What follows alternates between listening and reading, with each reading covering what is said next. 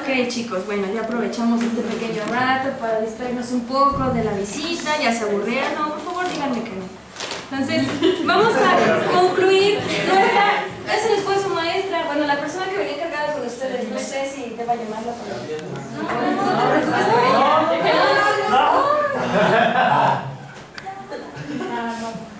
te preocupes por ella. Vale, chicos, ahora sí, entramos de lleno a este asunto. Ya para terminar con nuestro recorrido, esta interacción que tuvimos con la naturaleza en este rato en el jardín botánico, vamos a hablar de este hábitat milenario en peligro de extinción. En peligro, sí, porque cada vez nos hacen más edificios aquí en la ciudad universitaria y se echan más y más reserva para construirlos porque seguimos siendo muchas personas aquí, ¿ok? Entonces, este sitio, como lo vimos a lo largo del recorrido, fue originado a partir del derrame del volcán Xitle, del derrame y derrames sucesivos del volcán Xitle, que vamos a ubicar específicamente a las faldas de este volcán que se llama Ajusco. Esa parte de la ciudad es una serie de volcanes que en esta época ya están inactivos.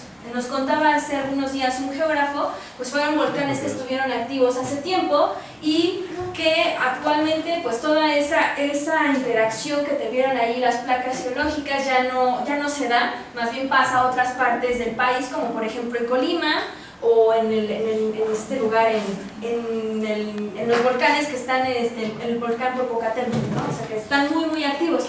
Entonces, hace aproximadamente 1670 años tuvimos la erupción del volcán Xitle, que cubrió una gran parte, aproximadamente 80 kilómetros cuadrados, con flujo piroclástico, lava. Todo este sitio fue devastado y que pues después esta lava lo vimos claramente, por ejemplo, en el invernadero. ¿Recuerdan estos flujos de lava que se secaron y quedaron de esta forma, como si fueran, vamos a llamarlo así, listones, cavidades? Entonces, eso fue aproximadamente hace 1670 años. No se sabe con certeza el tiempo específico porque pues hubo varios derramamientos con aproximadamente diferentes años entre ellos o incluso días. Entonces vemos una lava aquí y vemos otra capa arriba y otra capa arriba. Entonces, ¿cuál fue primero? No se sabe con certeza, pero se tiene ese dato estimado de que fue el derramamiento que dio origen después a este ecosistema. Lo que pasó, entonces tenemos acá nuestro volcán Xitle, cubrió aproximadamente un área de 80 kilómetros cuadrados. Lo podemos, ¿cómo decir?, imaginar. No sé si ustedes hayan ido a la calle, a la avenida que se llama Miguel Ángel de Quevedo. ¿Sí? Entonces, allá casi llegando al centro de Coyoacán. Entonces, el derramamiento ocurrió desde el volcán Xitle, que está a las faldas del Ajusco, y llegó a extenderse hasta este sitio que ahora vemos, que ahora entendemos como la avenida Miguel Ángel de Quevedo. Entonces, fueron 15 kilómetros más o menos desde allá hasta acá y un poco más hacia el norte, lo que cubrió este flujo. Lo que originó este derramamiento, habíamos dicho que en esta parte del volcán existe una comunidad vegetal específicamente de lugares más altos, bosques de coníferas. Y en esta parte que es más baja, tenemos un ecosistema de matorral xerófilo que lo vimos a lo largo del recorrido. Recuerden ustedes, por ejemplo, las orejas de burro y los palolocos son plantas de ese tipo de ecosistemas. Entonces, aquí interactuaban estas dos comunidades vegetales. Cuando ocurrió el derramamiento, se echó a las dos. Entonces, tenemos que alrededor quedaron las comunidades intactas. Y después eso va a ser muy importante para lo que va a pasar, ¿sale? Entonces, esto fue lo que originó la desaparición de comunidades vegetales, las que estaban interactuando, y obviamente también pues, una gran muerte de seres vivos, específicamente de fauna.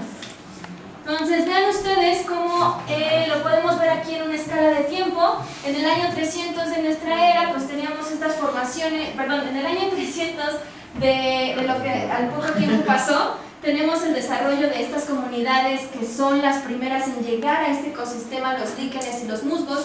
Los líquenes son unos organismos en donde interactúan hongos con algas, y los musgos son de las plantas más pequeñas, más basales que vamos a encontrar. Son las primeras que llegan a establecerse.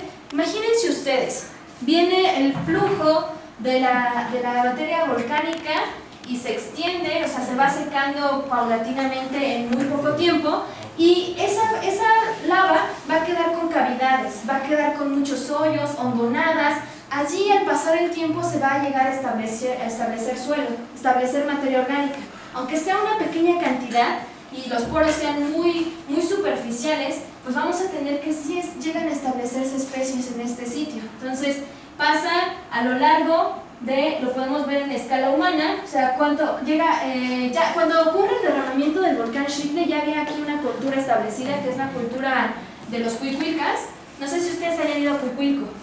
Este centro ceremonial que tenemos aquí cerca de Ciudad Universitaria, ocurre este derramamiento, este hecho geológico tan catastrófico y se echa toda a esa civilización. Entonces lo podemos ver aquí, esta civilización es previa incluso a los mexicas, previa incluso a la cultura teotihuacana. Entonces vean cómo después aparecen estas plantas que vamos a conocer como los helechos. Son plantas que se reproducen por esporas y que necesitan condiciones de humedad para sobrevivir. Y después de esas plantas vienen las que conocemos con flores. Vimos una gran cantidad de plantas con flores, cactáceas, crasuláceas, agaves.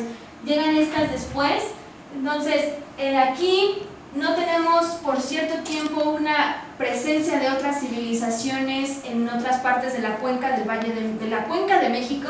Decir la Cuenca del Valle de México o el Valle de México es algo que es erróneo, porque esto no es un valle, es una cuenca. Entonces, formada a partir de la interacción de las placas tectónicas, forman esta cuenca que es de origen prácticamente volcánico y es una cuenca cerrada.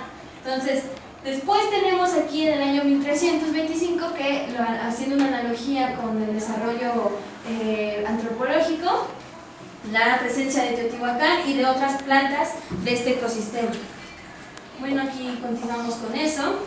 Entonces, vean ustedes cómo esta biodiversidad se va adaptando a este sitio y la verdad lo hace muy bien. Las especies que vamos a encontrar aquí en el Pedregal son especies que prácticamente su desarrollo para afianzarse al suelo no es tanto como en otras plantas. Piensen, por ejemplo, en los bosques.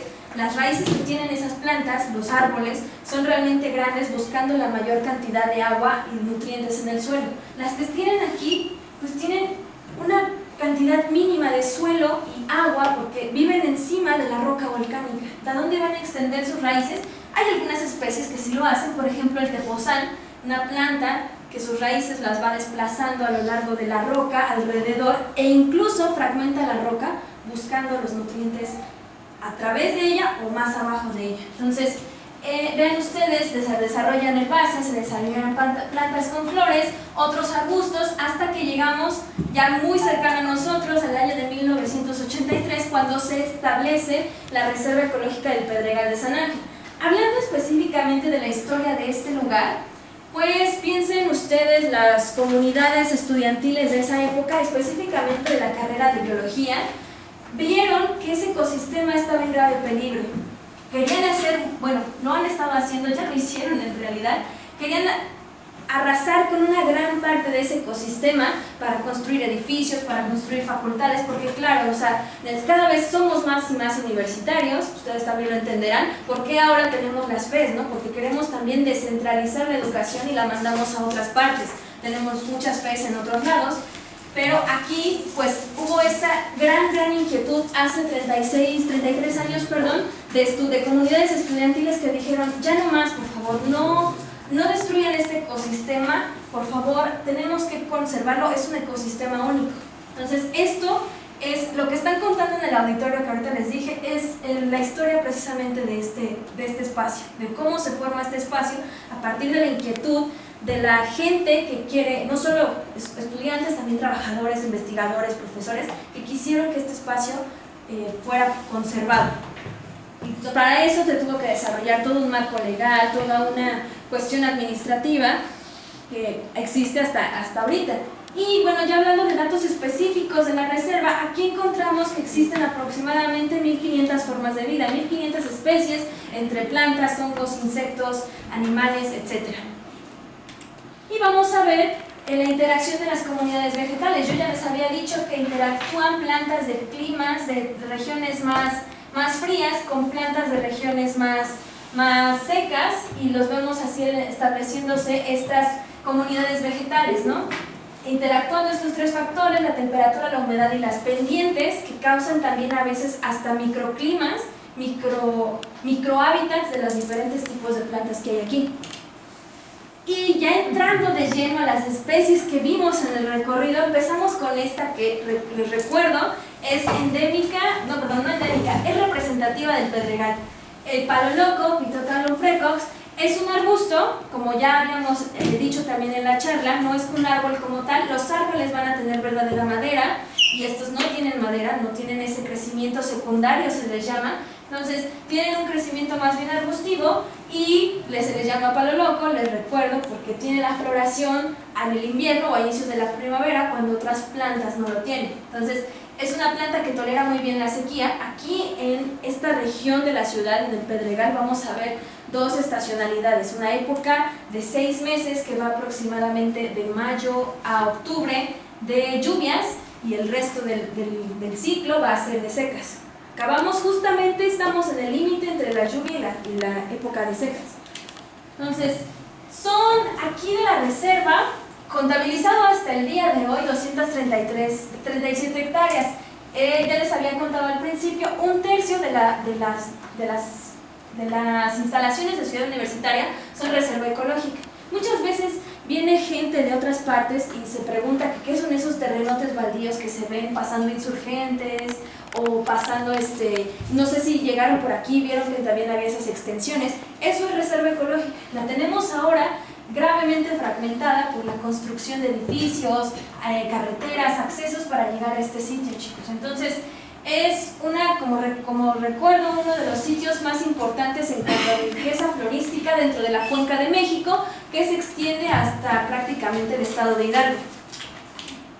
Y bueno, ¿cómo surgió la Reserva Ecológica del Pedregal de San Ángel? REPSA es Reserva Ecológica del Pedregal de San Ángel. Es más fácil decir REPSA, lo cortamos mucho. Entonces, otra vez, reiterando toda esta parte histórica del sitio, hubo la verdadera inquietud de proteger este lugar debido a la riqueza florística, a la riqueza faunística de este sitio, y en 1983 dicen ya vamos a establecer un sitio verdaderamente protegido dentro de Ciudad Universitaria, y la UNAM se va a encargar de gestar todo su desarrollo y su protección.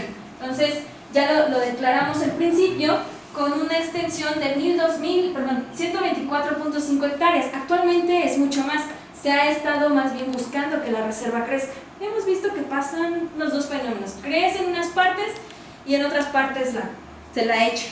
Entonces, vean ustedes, aquí un mapa. Nosotros estamos justamente aquí, en las instalaciones del Jardín Botánico. El Jardín Botánico está dentro de la reserva ecológica.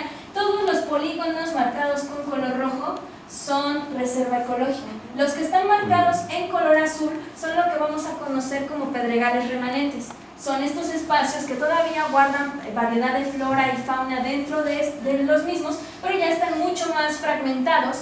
Estas son las que vamos a conocer como zonas núcleo, que tienen todavía esa extensión y esa riqueza faunística y florística muy, muy desarrollada. Por ejemplo, les conté una anécdota. Unas semanas hubo un incendio. El incendio fue justamente aquí, enfrente de lo que vamos a conocer como la Facultad de Ciencias. La Facultad de Ciencias, justamente el incendio fue por acá y se echó una área muy importante de la reserva. O sea, se extendió aproximadamente como por unas 2 hectáreas. Eso es bastante, hablando en términos de reserva. ¿Vale, chicos? Entonces, lo pueden consultar constantemente, va cambiando. Las personas que están involucradas en la investigación de este espacio, hay muchos geógrafos, muchos geólogos también, constantemente nos muestran los mapas más recientes de los polígonos de la reserva. Lo pueden consultar en línea en la página de la reserva. Y bueno, objetivos de REPSA, pues es proteger este ecosistema, el ecosistema del Pedregal, que es muy, muy, muy peculiar. O sea, lo recordamos. La interacción de las comunidades vegetales con el suelo volcánico lo vemos en muchas partes del mundo, pero aquí crea un ecosistema que no vamos a ver en ninguna otra parte del mundo y que desafortunadamente está en grave peligro, porque, les repito, aquí constantemente pues tenemos que crecer las instalaciones para albergar más y más estudiantes, más y más, ahora sí que planta académica, planta escolar, ¿no? Entonces, pues es realmente muy triste, pero es luchar, ahora sí que, como dicen comúnmente, ponerte a un Sansón con las patadas. Si las autoridades hasta arriba dicen, se va a hacer ahí un edificio, y aunque tú les lleves 10,000 firmas de no hagas este edificio, no siempre pasa lo que queremos que no pase. Entonces, nos enfrentamos constantemente a esos hechos que son realmente tristes.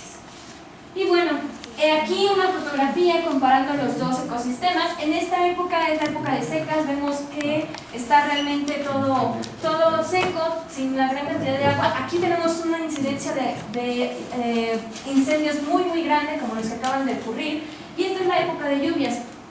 En la época de lluvias vamos a ver todo con esta coloración verde, vistosa, esta gran cantidad de flora, que también está desarrollando sus flores porque ya tiene las condiciones ideales para desarrollarse. Y bueno, hablando específicamente de los beneficios que trae este ecosistema a la parte sur de la ciudad. Ustedes viven en el norte, ¿no? Yo también vivo en el norte, pero vivo en el norte noroeste de Ecatepec. Ustedes viven en el otro lado.